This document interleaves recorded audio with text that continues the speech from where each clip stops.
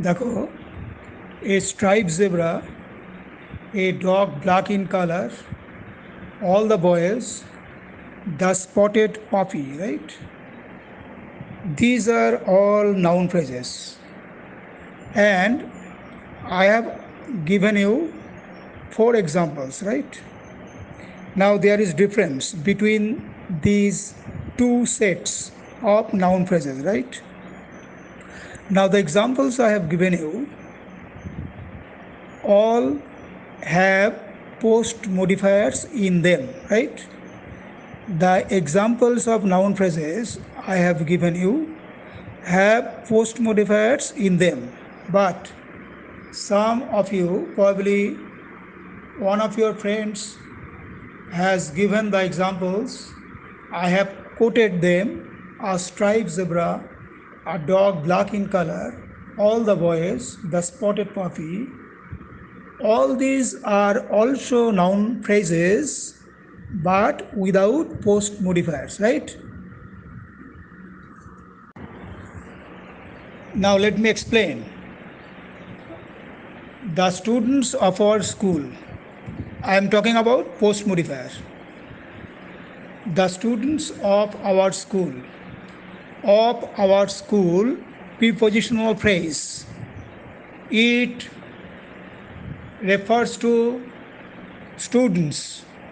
So in a noun phrase, there must be a head noun. What is the head noun? Students. Head noun. And maybe after the head noun, you may get something or a unit, any clause, any phrase may be there. And before that, you may get adjective or any other word. So generally, adjective works as pre-modifier, right? Pre-modifier, and it comes before the head noun, and after the head noun we get post modifier. So I am talking about post modifier. So students head noun, and after it you get of our school prepositional phrase. So prepositional phrase can be post modifier. Then the students who are poor, right? One of you has responded appropriately, right? Correctly. Who are poor? You are familiar with this clause. It is relative clause. So relative clause is one of the post modifiers. Again, students, in all cases you have got students as head noun. So students playing in the field, it is called participle clause. When I began to talk about clauses, I told you that generally you know two types of clauses: principal clauses and subordinate clauses. And as for subordinate clauses, all of you know noun clause, relative clause, and adverbial clause. But I told you there are other clauses. Today you get it. So what is the clause here? Participle clause, playing in the field. Participle clause. What kind of participle? Ing clause. Ing. So ing clause is one of the post modifiers or participle clause. Again, students injured in the accident. Injured in the accident is post modifier, and it is again participle clause. But what kind of participle clause? Past participle. There are two types of participle, you know: ing clause, present participle; ed clause, past participle clause, right? So here you have got four examples of post modifiers, right? Now why I talk about post modifier? Because to help you understand relative clause better in a clear way. Now generally you know relative clause comes after a noun, and that noun here I tell you is actually head noun of a noun phrase. So I think you find it something new or interesting that relative clause is also known as post modifier. If you keep in mind, there is I think there is no possibility of going wrong with the position of relative clause, right? I am talking about now position of relative clause. Sometimes you fail to put relative clause after the noun it refers to, right? That is called antecedent. It refers to. The rule is that always relative clause should be put after the noun. Again, if you keep in mind that relative clause is a post modifier, then I think you will not make the mistake, because the position of post modifier is just after the head noun. So relative clause and other post modifiers have the same position. If you keep it in mind, then you will always put the relative clause immediately after the noun it refers to. That's why I teach you relative clause in a different way. I use the term post modifier for relative clause. Is it clear? দেখো, injured বয়েস একজন লিখলো adverbial clause, একজন লিখলো noun clause.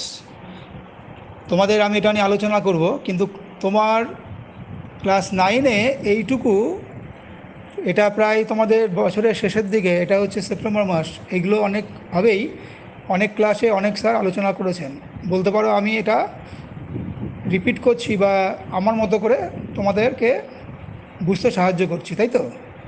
তাহলে এইটুকু আশা করি তোমাদের প্রত্যেকের জানা উচিত যে ইনজোর্ড ভয়েস কোনো মতেই নাউন ক্লজ হতে পারে না বা অ্যাডভার্বিয়াল ক্লজ হতে পারে না। কারণ ক্লজ হতে গেলে কি লাগে?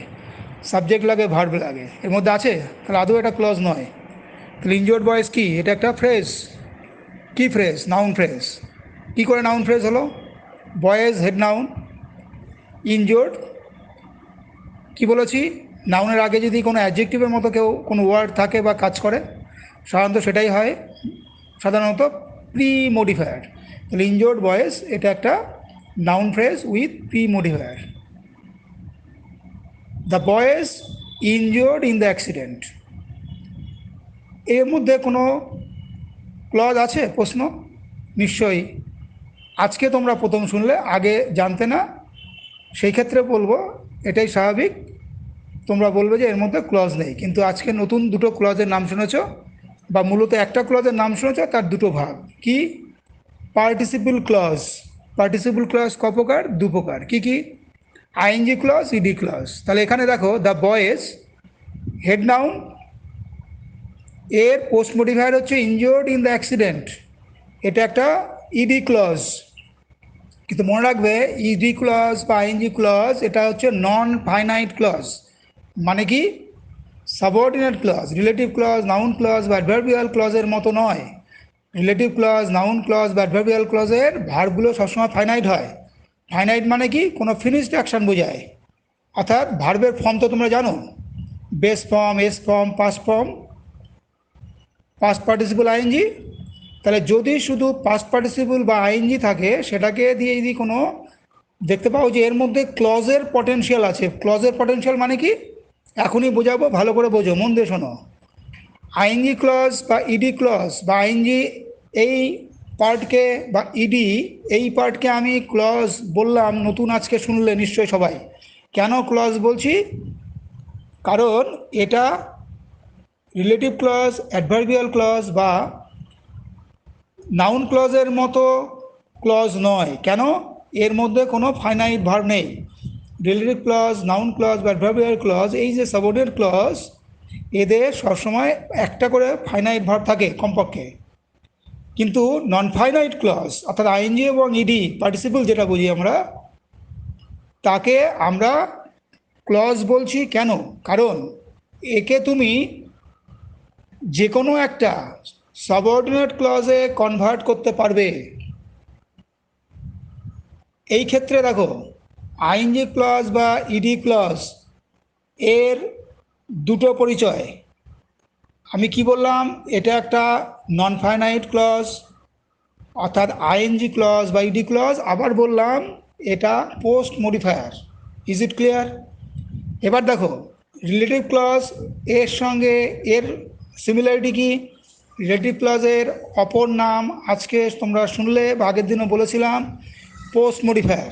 তাহলে রিলেটিভ ক্লজ যদি পোস্ট মডিফায়ার হয়, আইএনজি ক্লজ বা ইডি ক্লজও যদি পোস্ট মডিফায়ার হয়, তাহলে এদের অবস্থান বা পজিশন একই। কার পরে বসে? নাউনের পরে। কিন্তু যখন তুমি ক্লজ অ্যানালিসিস করছো বা সেন্টেন্স অ্যানালিসিস করছো, কী ধরনের সেন্টেন্স নিয়ে তুমি ভাবছো, তখন তোমাকে মনে রাখতে হবে রিলেটিভ ক্লজ কমপ্লেক্স সেন্টেন্স অর্থাৎ প্রিন্সিপাল এবং সাবঅর্ডিনেট ক্লজ হয়, কিন্তু আইএনজি ক্লজ এটা দিয়ে কোনো কমপ্লেক্স সেন্টেন্স তৈরি হয় না। কি সেন্টেন্স হয়? সিম্পল সেন্টেন্সই থাকে। তাহলে the boy is injured in the accident, তুমি এর মধ্যে যদি কোনো রিলেটিভ সাবঅর্ডিনেট ক্লজ না ইউজ করো, তাহলে কিন্তু এ সবসময় তোমাকে সিম্পল সেন্টেন্সই দেবে। কিন্তু the boys who are injured in the accident এ কোনো সময় তোমাকে সিম্পল সেন্টেন্স দেবে না, কারণ রিলেটিভ ক্লজ অন্যতম one of the subordinate clause. তাহলে আজকে তোমাদের যেটা বোঝাতে চাইলাম, আগের দিন যেটা বুঝিয়েছিলাম যে ফ্রেজ থেকে ক্লজে কি করে যাবে। তাহলে ফ্রেজ থেকে ক্লজে গেলে আমি শিখিয়েছিলাম আগের দিন যে কমপ্লেক্স সেন্টেন্স হয়ে যাবে, কোনো একটা সাবঅর্ডিনেট ক্লজ পেতে পারো, কিন্তু ফ্রেজ দিয়ে আমরা যখন ফ্রেজ ইউজ করছি তখন আমরা মূলত সিম্পল সেন্টেন্স তৈরি করার চেষ্টা করি। তাহলে আজকে যেটা তোমরা শিখলে, রিলেটিভ ক্লজ দিয়ে যদি কোনো বাক্য থাকে, তাহলে সেটাকে যদি কমপ্লেক্স থেকে সিম্পলে যেতে চাও, তাহলে তোমাকে ফ্রেজ ইউজ করতে হতে পারে। এবং কি কি ধরনের ফ্রেজ?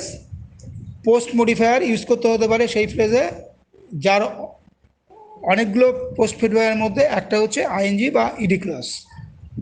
আবার ঘুরিয়ে দিই বলি, কোনো একটা সেন্টেন্সে আইএনজি ক্লজ বা ইডি ক্লজ পোস্ট মডিফায়ার হিসাবে আছে, তাহলে ওটা সিম্পল সেন্টেন্স। তার থেকে যদি কমপ্লেক্স সেন্টেন্সে তোমাকে ট্রান্সফরমেশন করতে হয়, তাহলে কি করবে? আইএনজি ক্লজ বা ইডি ক্লজের পরিবর্তে মনে রাখবে সবসময় কোন সাবঅর্ডিনেট ক্লজ ইউজ হবে? Relative clause. তাহলে আমরা কি শিখলাম আজকে? রিলেটিভ ক্লজ এবং আইএনজি ক্লজ বা ইডি ক্লজকে একসঙ্গে শিখলাম পাশাপাশি। কি সিদ্ধান্তে আসলাম? রিলেটিভ ক্লজ যেখানে ইউজ করা যায় সেখানে কমপ্লেক্স সেন্টেন্স হবে, যেখানে আইএনজি বা ইডি ক্লজ ব্যবহার করছো সেখানে সিম্পল সেন্টেন্স। এদের মধ্যে পরস্পরের একটা সম্পর্ক আছে। বা ঘুরিয়ে বললে, যদি কোনো সেন্টেন্স আইএনজি বা ইডি ক্লজ থাকে সেটা সিম্পল সেন্টেন্স বেশিরভাগ ক্ষেত্রে তুমি পাবে। তাকে যদি কমপ্লেক্স করতে বলা হয় তাহলে তুমি রিলেটিভ ক্লজ সেখানে ব্যবহার করবে। বা ঘুরিয়ে বললে, কোথাও রিলেটিভ ক্লজ আছে কমপ্লেক্স সেন্টেন্স, তার মানে সেখান থেকে সিম্পলে আসতে গেলে অনেক ক্ষেত্রেই, সবসময় নাও হতে পারে, আইএনজি বা ইডি ক্লজ ব্যবহার করতে হতে পারে সিম্পল সেন্টেন্স তৈরি করার জন্য। নিশ্চয়ই ব্যাপারটা বুঝতে পারলে, না বুঝতে পারলে প্রশ্ন করো।